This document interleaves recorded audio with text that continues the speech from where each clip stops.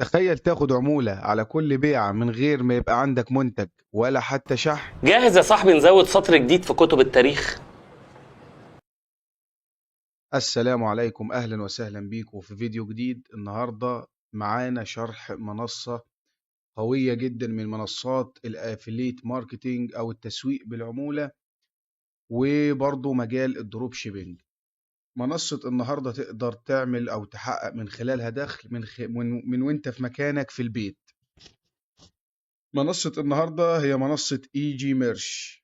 اي جي ميرش من افضل المنصات الموجودة برضو حاليا في مصر في مجال التسويق بالعمولة او الدروب شيبينج. تقدر من خلالها تحقق دخل شهري لو اشتغلت بالطريقة الصح. هسيب لكم ان شاء الله رابط التسجيل في المنصة في الديسكريبشن، في الوصف، وننتقل على طول للشرح. اول ما بتضغط على الرابط بيفتح معاك بالشكل اللي حضرتك شايفه ده، وبيبقى مكتوب لك تسجيل حساب جديد. بيبقى مكتوب لك او تقدر تعمل حساب كمشتري او تقدر تعمل حساب كبائع او مسوق. طبعا احنا هنسجل كمسوقين. بتضغط على اعرف اكتر، بيفتح معاك الخانة اللي حضرتك شايفها دي، يقول لك اشتغل واكسب مع اي جي ميرش. طيب متاح ايه في مجال التسجيل؟ متاح انك تسجل كمصمم لو حضرتك عندك خلفية عن التصميم او بتعرف تصمم تيشيرتات او لوجوهات تطبع على تيشيرتات، فتقدر تسجل كمصمم. ومتاح برضو لو حضرتك بتعرف تسوق وبتعرف تعمل تسويق او دعاية صح المنتج، تقدر تسوق او تسجل كمسوق. ومتاح برضو لحضرتك ان انت تسجل كريفيلر. ريفيلر يعني انك تسجل وبتاخد رابط احالة بتاعك بيكون خاص بيك، واي حد بيخش او بيعمل عملية شراء عن طريق اللينك بتاعك بيبقى ليك العمولة زيك زي التسويق بالظبط. زي برضو نظام الافيليت على موقع امازون بيبقى من خلال التسويق باللينكات. طيب بتضغط على التسجيل كمسوق، احنا هنسجل كمسوق، حساب مسوق جديد. بتكتب الاسم وبتكتب البريد الخاص بيك ورقم التليفون، وبتكتب اسمك وبتكتب عفوا كلمة السر، وبتأكد كلمة السر، وبتضغط لوحة التحكم، بتسجل كده خلاص، وبتفتح معاك المنصة بالشكل ده. المنصة جميلة جدا، متاح عليها منتجات كتير وفيها مميزات كتيرة جدا تقدر تشتغل من خلالها. نشرح المنصة جزء جزء إن شاء الله. بيبقى عندك الخانة اللي على اليمين دي بتبقى متقسمة طبعا زي باقي المنصات، بتبقى الرئيسية وكل المنتجات، والبراند بتاعي دي لسه متضافة في المنصة جديد. البراند بتاعي دي تقدر من خلالها انك لو عندك براند تعمل متجر إلكتروني، وتقدر تعمل صفحة هبوط تبيع من خلالها وتعمل مبيعات. وإن شاء الله هيبقى في شرح للجزئية دي مخصوصة في فيديو. بس ما تنساش اللايك والاشتراك في القناة عشان يوصلك كل فيديو جديد. ودي خانة المنتجات المميزة، ودي المفضلة لو حضرتك بتفضل منتج أو منتج عمل معاك مبيعات في شهر كتيرة، تقدر تحطه في خانة المفضلة. وطبعا الطلبات والإحصاءات وحالة المخزون، ودي الإشعارات والمحفظة. أول ما بتفتح معاك الصفحة بتفتح معاك بالشكل اللي حضرتك شايفه ده، بيبقى جايب لك أكتر منتجات اتباعت في آخر شهر أو آخر 30 يوم. بيبقى بالشكل اللي حضرتك شايفه ده، دي أكتر منتجات عملت مبيعات الشهر اللي فات. طيب لو عايز أشوف المنتجات بتضغط على كل المنتجات، بتفتح معاك بالشكل اللي حضرتك شايفه ده. وليكن مثلا تصميم الأهلي في كأس العالم ده أو الهودي كلاسيك ده، بيبقى مكتوب لك السعر بتاع البيع، وبيبقى مكتوب لك الربح بتاع حضرتك تحت خانة أو جنب خانة السعر. يعني ده هيتباع ب 450، ربحك أنت ال 50 جنيه على كل أوردر طبعا. وباقي نفس السيستم ماشي على باقي المنتجات الموجودة في المتجر أو الموجودة على المنصة. نخش نشوف منتج تاني. مثلا في منتجات هي نفس المنتجات او نفس خانة الربح بيبقى مكتوب لك فيها بس مع اختلاف العمولة. طيب لو حبيت تطلب منتج لعميل بتدوس على إضافة، بيفتح معاك بالشكل اللي حضرتك شايفه ده. بتختار طبعا اللون، بتختار المقاس،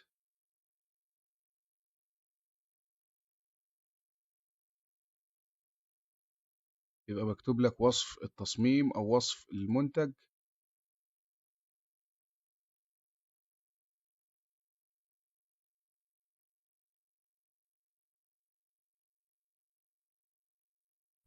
بعد ما حضرتك بتختار لون المنتج والمقاس طبعا اللي معمول أو الخانة اللي معمول عليها شرطة، دي بتبقى الخانة مش متوفرة حاليا أو كانت موجودة وخلصت.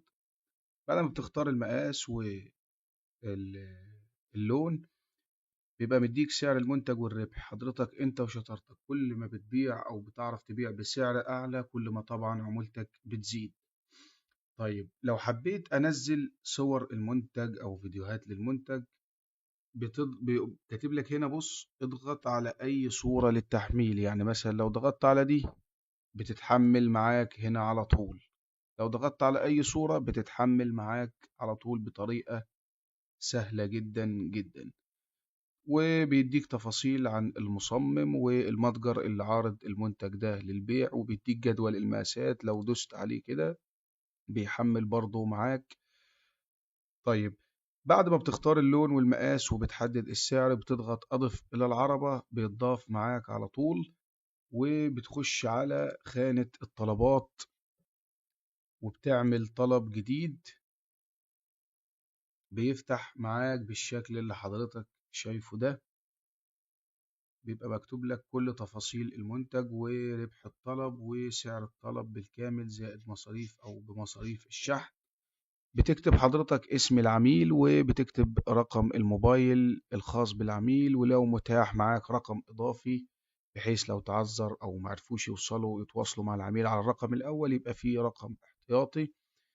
وبتختار المحافظة اللي هتشحن إليها أو اللي الأوردر هيروح ليها اللي ساكن فيها العميل، ومديك اسم المحافظة وجنبيها عمولة أو تمن الشحن للمحافظة دي. يعني مثلا الإسكندرية 50 وهكذا، كل محافظة مكتوب جنبها سعر الشحن. ودي ميزة جميلة جدا لأنها بتعرفك سعر الشحن للمحافظة، بحيث لو حضرتك عملت إعلان لمنتج والعميل سألك مثلا سعر الشحن مثلا للقاهرة كام، بتبقى عارف، بتخش بتعرف سعر الشحن هنا أو سعر الشحن مثلا لأسوان بكام، بتعرف وبتبلغ العميل بحيث يبقى عارف. وبتكتب طبعا العنوان بالتفصيل بتاع العميل، ولو عندك أو متاح معاك اسم صفحة البيع بتكتبها، لو مش متاح عادي اختياري.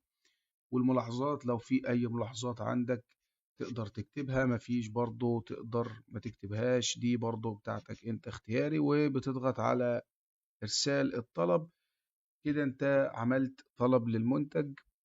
بعد كده الطلب بيروح للمنصة وبتتولى هي التواصل مع العميل وبتأكد الأوردر وبتشحن للعميل مباشرة. وبعد تحصيل المبلغ من العميل بينزل الربح أو العمولة بتاعتك على خانة المحفظة. بتنزل لك في المحفظة المبلغ الحالي ده ربح معلق بيتراجع بعد ما بتنزل لك العمولة. بينزل لك بيتراجع 5 دقايق ولا حاجة وبينزل لك. والربح المتوقع ده لو في اوردر رايح في السكة بيقول لك الربح المتوقع الكام. ولا طيب لو حضرتك نزل لك أرباح على المحفظة أو عملت مبيعات وعايز تسحب الأرباح بتاعتك بتضغط على سحب الأرباح، بتكتب المبلغ وبتكتب رقم الموبايل الخاص بيك اللي لازم يكون عليه محفظة عشان الأرباح هتتحول على المحفظة. ومتاح التحويل على فودافون كاش واتصالات كاش واورنج كاش ووي باي وانستا باي برضو. دي ميزة جميلة جدا، متاح دفع طرق دفع جميلة جدا، الفودافون سواء كانت فودافون أو اتصالات أو أورنج، وي باي أو انستا باي. وطرق طرق شحن أو سحب برضو ما فيهاش مشاكل. وبتعمل طلب وبتضغط على، بعد ما بتحدد ده كله بتضغط على طلب سحب الأرباح، بتراجع الطلب من 10 ل 24 ساعة، بينزل لك أو بتنزل لك الفلوس على المحفظة. وممكن برضو تتأكد من حالة مخزون، بيوريك لو حضرتك هتتعامل مع تاجر جملة تقدر تشوف المخزون المتاح معاك أو المخزون اللي متوفر حاليا، وبيبقى معرفك المخزون بتاع كل منتج، سواء موجود لا أو مقاس موجود أو مش موجود. بتبقى عارف كل تفاصيل المنتج والألوان الموجودة والألوان اللي مش موجودة، وتقدر بناء عليها تحدد الطلب بتاعك. وطبعا في خانة